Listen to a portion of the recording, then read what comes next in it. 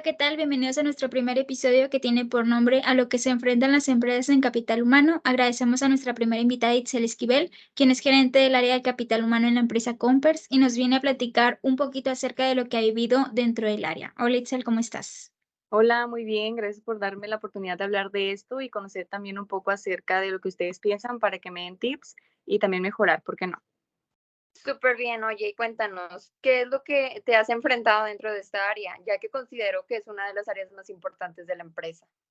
Sí, fíjense que nosotros tenemos muy claros nuestros objetivos y tenemos una metodología paso a paso al momento de querer contratar personal, que va desde la planificación donde determinamos cuál es la necesidad y cuáles son los perfiles que requerimos, hasta el reclutamiento, que eso sí, al momento de esto, pues tenemos la especificación de basarnos por el conocimiento que tiene el trabajador para después hacer la selección y contratación. Pero hoy en día algo que ha estado sucediendo es que no nos están dando los resultados esperados. Siento que hay algo que nos está fallando. Como al momento de contratar solamente se fijan en el conocimiento de la persona. Sí, o sea, al instante de ver su currículum nos fijamos más en si tiene un título universitario, en si ha ido a seminarios o algún congreso y ha adquirido conocimientos para saber hacer o reforzar lo que tal vez ya conozca y pueda aportar mucho a la empresa. Ok, siento que ahí está el problema. El enfocarse en una cosa debería tomarse en cuenta también otros aspectos para ser competente. Pero ¿cómo? O sea, ¿eso no es lo importante, el que sepan desempeñar con eficiencia un puesto de trabajo con lo que ellos saben? Sí, claro, entra dentro de la actitud y me refiero a que esto hace que una persona especialmente idónea para llevar a cabo su trabajo, pero también existen otros tipos de puestos en el trabajo a los cuales no se puede optar, que no tengan todas las actitudes y aptitudes necesarias para ello. Sí, justo eso. Me ha tocado ver que muchas empresas se enfocan en una sola cosa o que solamente contratan por rellenar el puesto de trabajo y por lo mismo el personal no tiene las aptitudes y no se llegan a lograr los objetivos. Es por eso por lo que a mi parecer deberías de tener ese cambio y poner más atención también a las actitudes, habilidades, experiencias y claro que también el conocimiento de los trabajadores. Exacto, para ello cada empresa debe ver bien cada perfil porque hay casos en los que llegan a tener toda la experiencia que aplique en el puesto que vayan a seleccionar, pero hay ocasiones en las que de simple vista se puede mostrar el interés de la persona o la actitud al querer desempeñar cierto puesto. Ahora que lo mencionas, creo que voy entendiendo un caso que pasó, porque como bien sabemos todos, pues durante años atrás ocurrió la pandemia y se contrató a personal para home office, pero eso trajo consigo a que en algunas áreas no se lograban los objetivos y yo creo que por lo mismo, como estaban en casa, tal vez no tenían la actitud que mencionas. Ándale, puede ser. Eso del trabajo en línea ha sido una nueva tendencia o desafío para las empresas. A muchas les ha funcionado, incluso así se han quedado. Algunas solamente algunas áreas les funcionó y algunas otras, como los mencionas, han presentado fallas y no ha sido muy efectivo, que digamos. Sí, claro, como bien lo mencionas, podemos decir de que no tiene la actitud para desempeñar el cargo de que la empresa desee. Podrá tener un buen perfil para el puesto, pero también necesitan verse las ganas de trabajar con la empresa y de querer hacer su trabajo esté donde esté. Sí, un punto que también es muy importante que hay que recalcar es la habilidad, el saber hacer las cosas, porque como mencionas, Excel se basan en el conocimiento. Pero ¿qué pasa si eso lo traen pero no lo saben aplicar? Qué buen punto, es algo que no habíamos pensado, no, pues no se realizarán las actividades que se le asignen. Así es, y eso refleja también la calidad, por eso es importante que muestre qué habilidades laborales reúne y cuáles son las idóneas para desempeñar el puesto de trabajo al que opta. Por eso es mejor dejar atrás solo los objetivos tradicionales de recursos humanos, ya que hay que ir por los objetivos fundamentales del capital humano. Exacto, para que puedas tener un capital humano competente se necesitará lo que estuvimos hablando y es necesario que lo tomes en consideración. Y aquí para finalizar, cuéntanos, Itzel, ¿qué podríamos hacer para que la empresa llegue a ocupar en un futuro a trabajadores competentes y con qué te vas? Pues que en estos casos lo más importante es identificar el capital humano, lo que pueda aportar a la empresa, no solo en conocimiento, sino que en el saber hacer y en querer hacer, para que el puesto de trabajo se desarrolle efectivamente con la aptitud y actitud, que tenga ese compromiso y esas ganas de decir, yo puedo y yo merezco este puesto. Excelente, Excel. Sí, como bien mencionas, es eso, y les ayudará a ustedes a distinguir a los trabajadores con un desempeño superior de los que tienen un desempeño como normal o adecuado, por así decirlo. Sí, muchas gracias por ayudarme a entender mejor lo que ya es necesario cambiar y agregarlo al área, más que nada. Bueno, y con esto concluimos el episodio de hoy. Agradecemos a nuestra invitada que fue la primera en este inicio de podcast y pues esperen el siguiente episodio. Muchas gracias. Gracias, hasta luego. Gracias, hasta luego. Este es el episodio número 2 del podcast Rincón en la Vida Laboral. Me presento, mi nombre es Hugo y mis compañeros Karime, Alberto y Evelyn. Y bien, en este hablaremos sobre la interpretación de las y de algunas leyes en México. Sí, recordando parte de lo que menciona el artículo 18 de la Ley Federal del Trabajo, en la interpretación de las normas de trabajo se tomará en consideración sus finalidades señaladas en los artículos 2 y 3. En caso de duda, prevalecerá la interpretación más favorable al trabajador. Puedo entender que la ley es precisa en su redacción, pero los hechos no siempre lo son, y lo veremos a continuación. Claro, genera desafíos al momento de aplicarla, de modo que es muy necesario comprender las disposiciones. Ok, entonces ahora particularmente hablemos un poquito sobre el tiempo extra que está estipulado en el artículo 66 y 68 de la Ley Federal del Trabajo. Sí, está interesante ese caso. Por una parte, el artículo 66 nos dice: podrá también prolongarse la jornada de trabajo por circunstancias extraordinarias sin exceder nunca de 3 horas extra diarias ni de 3 veces en una semana. Con esto podemos entender que a lo largo de la semana están permitidos 3 días de tiempo extra y hay un periodo límite de 3 horas. Por ejemplo, un empleado trabaja por más de 6 horas extras en un día y el día siguiente trabaja 3 horas extras. Ocurren 2 cosas en el primer día. En este hay 2 periodos de 3 horas, pues hace caso que nunca debe de excederse de ese tiempo, y también ya se elaboran las 3 veces permitidas por una semana.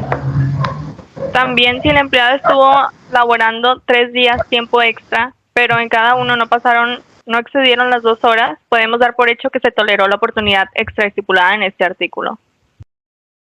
Estoy muy de acuerdo con lo que dicen, pero dejemos de lado un poco el artículo 66 y pasemos al artículo 68. Pues hay otra idea del tiempo extra. Textualmente dice: el tiempo extraordinario que exceda de 9 horas a la semana obliga al patrón a pagar al trabajador el tiempo excedente sin prejuicio de las sanciones establecidas en esta ley. Aquí ya no están las 3 horas límite ni los 3 días permitidos. Se comprimió a 9 horas límite y permitidas de tiempo extra. Además que recuerda y aclara la forma de pagarse el plazo extra. Ya veo, un empleado trabaja las 9 horas extras y estas pueden estar esparcidas en los días que labora en la semana, obviando todo lo que hemos dicho. Además de que la paga no es la misma, por parte del artículo 66 de la Ley Federal del Trabajo, hay una mejor retribución monetaria que en el artículo 68, que es algo muy importante de mencionar. Sí, y a raíz de esto es que hubo complicaciones en muchas organizaciones. Por eso, actualmente, el deber ser de todas las empresas es lo que estipula el artículo 68, y ya voluntariamente la cooperación que desee puede seguir con lo que dice el artículo 66. Lo escrito en el artículo 18 no es un hecho. Pasando a otro caso, entran en vigor en unos meses las reformas en los artículos 76 y 78 de la Ley Federal del Trabajo en el título de vacaciones, y se tiene dudas sobre las nuevas reformas. Las dudas nunca faltan por parte de todos. Empecemos principalmente con el artículo 76 y respondiendo a la siguiente pregunta: ¿qué dice la reforma y cuáles son las dudas? Artículo 76. Las personas trabajadoras que tengan más de un año de servicio disfrutarán de un periodo anual de vacaciones pagadas. En ningún caso podrá ser inferior a 12 días laborales, y que aumentará en 2 días laborales. Y bien, lo que se cuestiona es que si los empleados que ingresaron meses antes y en unos pocos cumplirán su primer año, y los empleados con antigüedad, ¿estos deben ajustarse de manera inmediata? Y se debe aplicar de manera inmediata a cualquier trabajador que vaya a cumplir un año o más laborando, siempre y cuando el plazo se cumpla a partir del 1 de enero del año presente, que entró en vigor esta nueva reforma. Ahora viene lo bueno. En el artículo 78 nos dice: del total del periodo que corresponda conforme a lo previsto en el artículo 76 de la misma ley, la persona trabajadora disfrutará de por lo menos 12 días continuos. De esta manera hay un conflicto, porque en este artículo no menciona si puede haber un acuerdo entre el patrón y el trabajador sobre el periodo de las vacaciones. De hecho, es que los patrones dividían los periodos de vacaciones en días continuos y en días adicionales. y se administraban dependiendo de las necesidades que tuviera la organización. Pero claro, pues esto lo veían y llegaban a un acuerdo con el trabajador.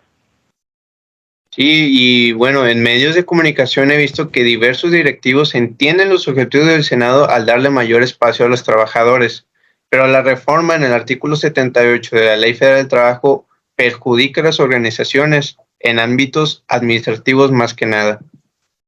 Personalmente, hasta que no haya una declaración oficial que responda a las objeciones de los patrones, deben seguir lo que dice la ley. Sin embargo, lo más eficiente sería que sigan usando el mismo acuerdo de voluntades. Eso mismo pienso, aunque agregando también hay una manera más eficaz para resolver esta situación, siendo que los patrones ofrezcan una opción vacacional y ya el trabajador tiene la última palabra de su decisión. Y bueno, con esto dicho, finalizamos este episodio sin antes decir que la interpretación proviene del latín interpretatio, que quiere decir venir en ayuda de alguien, servir de intermediario, de traducir en efectos de aclarar, explicar, hacer accesible en algún lenguaje en común, algo que es difícil de entender.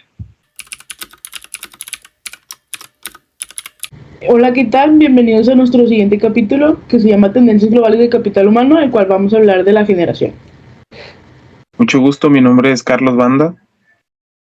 Hola, soy Tere Tamés. Mi nombre es Luis Ortega. Mi nombre es Betsy Ortiz y así empezamos. Bueno, el día de hoy les tenemos el caso del licenciado Rodríguez, el cual nos envió por correo electrónico solicitándonos algunas recomendaciones sobre su situación laboral, que actualmente tiene en su empresa, en donde nosotros trataremos de responderle referente a las tendencias globales y del capital humano. Así es, el señor Rodríguez nos dice en su correo: buen día, me presento, soy el licenciado Rodríguez, trabajo para la empresa S Industries en el departamento de cadena de suministro, el cual se dedica a la rama de compra-venta de productos para el hogar. Quisiera su apoyo en lo siguiente: llevo trabajando 25 años en la empresa. Recientemente se han presentado algunos detalles con el nuevo gerente que asignaron, el cual es mucho más joven que yo, y eso quiere decir que hay una diferencia de edades muy significativa y está implicando que tengamos diferentes puntos de vista. En cuanto a cómo abordar temas que se están presentando día con día, uno de los principales conflictos que se presentó es el uso de ciertas aplicaciones para la creación de códigos QR, en donde se requiere ver la variedad de productos en stock. Esto ha causado llamadas de atención, lo cual me da un bajo rendimiento en mi trabajo, ya que en lo personal considero que es más fácil hacer un chequeo y llenado del manual en un listado que se realiza de manera digital. Conflictos con la tecnología, ¿cierto? Sí, pero ¿saben? Siento que también tiene que ver con la forma de trabajar y de pensar de cada uno, porque tanto como el licenciado Rodríguez como el gerente sienten que sus opiniones son para el bien de la empresa, pero es importante tener en cuenta que ellos tienen que llegar a un acuerdo y que sea con estrategia para que sea más factible para la empresa, sin necesidad de que sus opiniones tengan alguna contrariedad en la empresa. En eso tienes razón, en ese aspecto que mencionas, aunque yo considero que lo que hace una empresa competitiva es la constante innovación, teniendo en cuenta que no tienen que quedar obsoletos o estancarse en lo mismo. Fíjense que yo le recomendaría al licenciado Rodríguez que este nuevo cambio no lo vea como un obstáculo, sino como una ambición para crecer, y así puede obtener un alto potencial, además de que el recurso clave en las estrategias ya no es el capital financiero o cómo se organiza la empresa, sino el propio capital humano y todo lo que forma una persona. Cierto.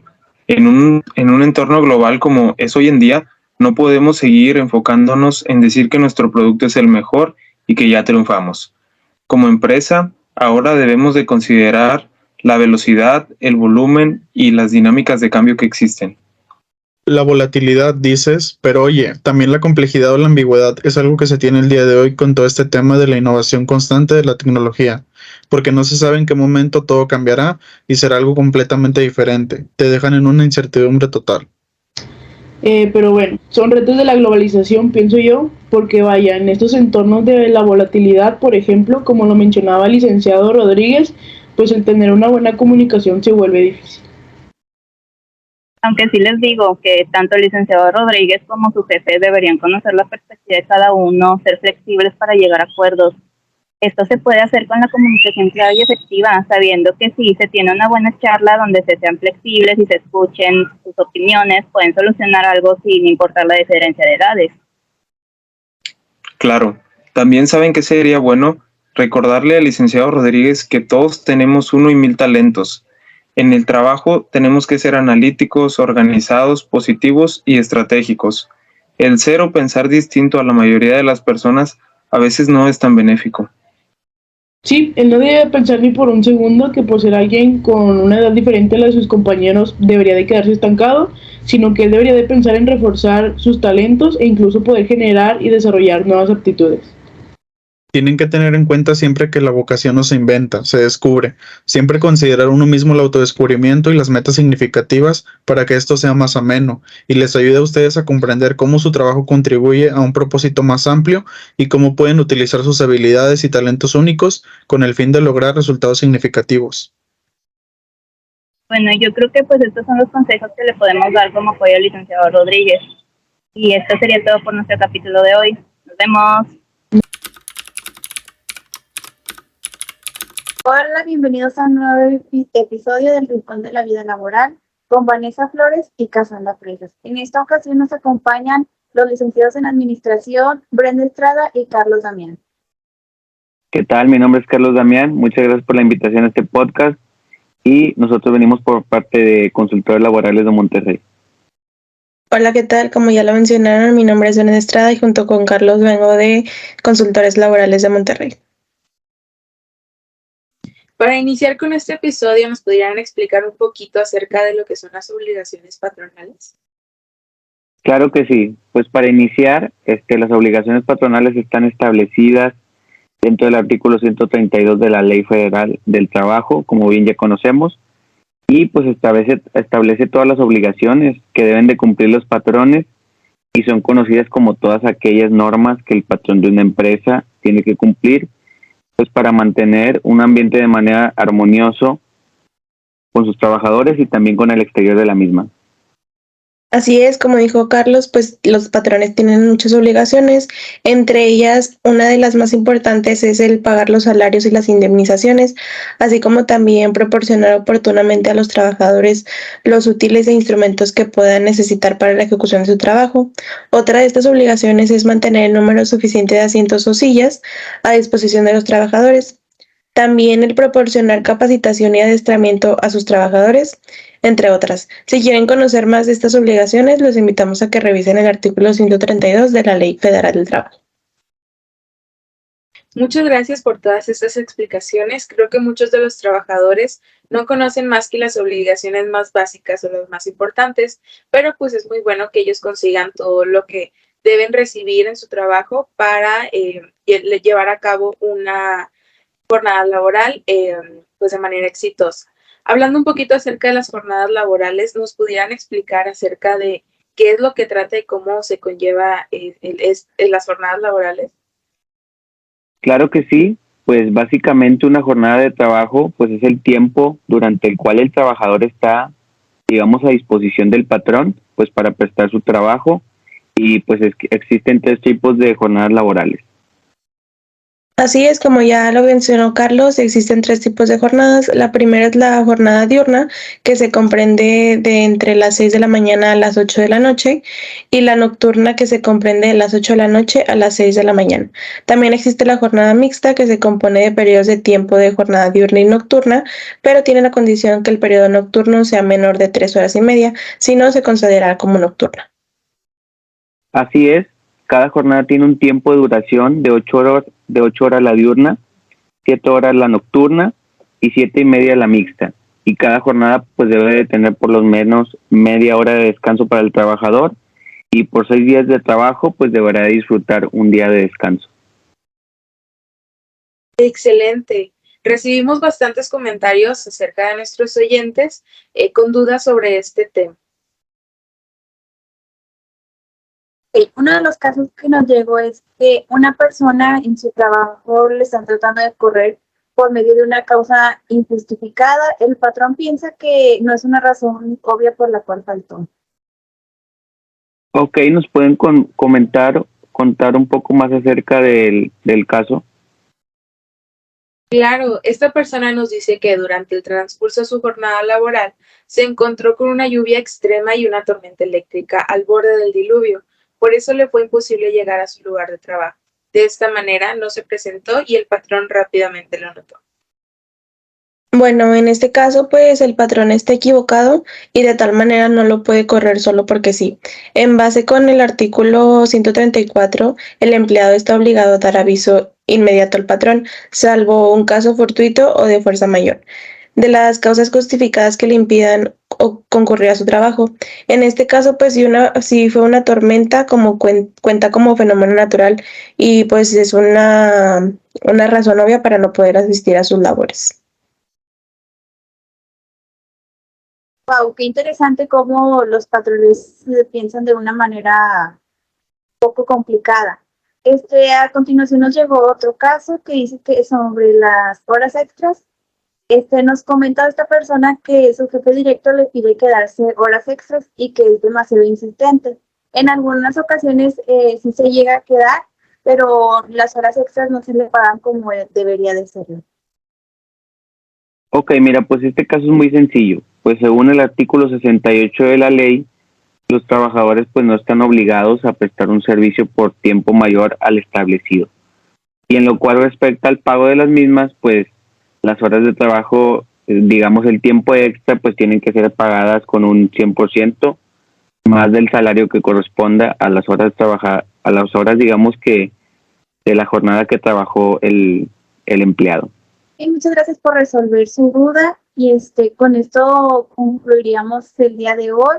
Muchas gracias por asistir a nuestra invitación y qué gusto tenerlos aquí. Hola, ¿qué tal? Buen día tengas todos ustedes. En esta ocasión vamos a abordar el último tema que es seguridad social, el cual tenemos el caso de Brenda, que es una trabajadora de la empresa Novatech, donde tiene laborando más de 3 años en esta empresa. Hola Brenda, ¿cómo estás? Cuéntanos tu caso. Hola, ¿qué tal, Karen? Pues súper contenta de estar aquí compartiendo mi caso y con la inquietud de qué poder hacer en esta situación laboral. Bueno, pues yo tengo el puesto de secretaria de Dirección General en la empresa de Novatech. Tuve un accidente, me caí en el comedor de la empresa en la cual laboro, por lo que asistí a la clínica 4 del IMSS que me corresponde para que mi médico pues me revise y verifique los daños causados en la caída. El médico, con base a lo que le conté, llenó el aviso de atención médica inicial y calificación de probable riesgo de trabajo, el cual tengo entendido que es un formato de ST7, el cual pues yo se lo entregué a mi gerente de recursos humanos de la empresa en la cual laboro. El problema es que no sé qué tipo de derechos tengo por la caída que tuve. Ok, bueno mira, te explico un poquito. En el artículo número 2 de la Ley de la Seguridad Social tiene por finalidad garantizar el derecho a la salud, la asistencia médica, la protección de los medios de subsistencia y los servicios sociales necesarios para el bienestar individual. Y así como el otorgamiento también de una pensión que en su caso y previo pues cumplimiento de los requisitos legales será pues garantizada por el Estado. Bueno, cuando el trabajador sufre un accidente de trabajo, inmediatamente debe acudir o ser trasladado a recibir la atención en la unidad médica que le corresponde, o en caso que sea de superurgencia, a la unidad médica más cercana del sitio donde se haya sufrido el accidente. El médico tratante deberá señalar claramente en su nota médica la lesión del asegurado que ocurrió presuntamente en ejercicio o con motivo de trabajo y debe derivar al trabajador para su valoración y calificación al servicio de salud en el trabajo correspondiente. También te comento que cuando un trabajador sufre un accidente dentro de su centro laboral, tu patrón debe dar aviso por escrito al instituto en un plazo no mayor a 24 horas después de ocurrido el evento. Asimismo, tu patrón está obligado a proporcionar la información que le solicite el instituto y permitir las investigaciones que sean necesarias en el centro o área de labores con el fin de calificar el riesgo reclamado. Ok, ¿y tengo alguna prestación por el accidente que tuve en mi trabajo? Es que me habían comentado mis compañeros de trabajo que tengo unas prestaciones, pero la verdad no estoy segura si sean las correctas. Ok, bueno. Si tienes prestaciones en el artículo número 56 de la Ley de Seguridad Social, el asegurado que sufra un riesgo de trabajo tiene derecho a las prestaciones como asistencia médica, quirúrgica y farmacéutica. puedes acercarte al área de recursos humanos o de atención a los trabajadores para hacerles saber tu caso, mostrándoles con pruebas que esto es verídico y que por derecho tienes acceso a estas prestaciones. Ok, bueno, es que mi médico me dijo que la lesión que tuve por mi caída fue una pequeña fractura en el tobillo, el cual me comentó que tendría que estar en reposo por al menos una semana. Entonces, mi pregunta o duda es si la empresa me seguirá pagando mi sueldo como si estuviera trabajando, como si estuviera yendo, o de plano me van a descontar los días que falte en mi sueldo. Bueno, mira, si se trata de una incapacidad por riesgo de trabajo, el IMSS paga al empleado el 100% del salario registrado. No se piden semanas cotizadas y se puede acceder al pago desde el día 1, con límite de 52 semanas o según determine servicios médicos. De hecho, cabe recalcar que tu patrón debe requerir el formato ST7 o el ST9, según sea el caso, donde debe describir los hechos tal cual como ocurrieron del accidente o enfermedad de trabajo, ya que no hacerlo se calificaría como riesgo de trabajo y podrían impugnarlo. Al no presentar este documento ante el IMSS, tu patrón podrá recibir una multa. Ok, entonces pues ya con esto quedo mucho mejor informada. Pues la verdad no tenía conocimiento de todo esto. Te agradezco en serio por toda esta información que me brindas. De nada, Brenda, espero que tu caso tenga solución, y ante cualquier duda pues puedes contactarme vía correo o por mi número de teléfono. Y aquí estamos para lo que te podamos servir. Muchas gracias.